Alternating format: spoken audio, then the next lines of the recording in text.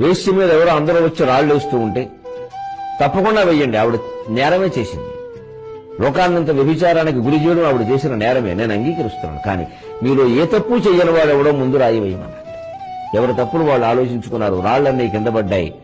ఆ యువతి రక్షింపబడింది ప్రభువు చేత.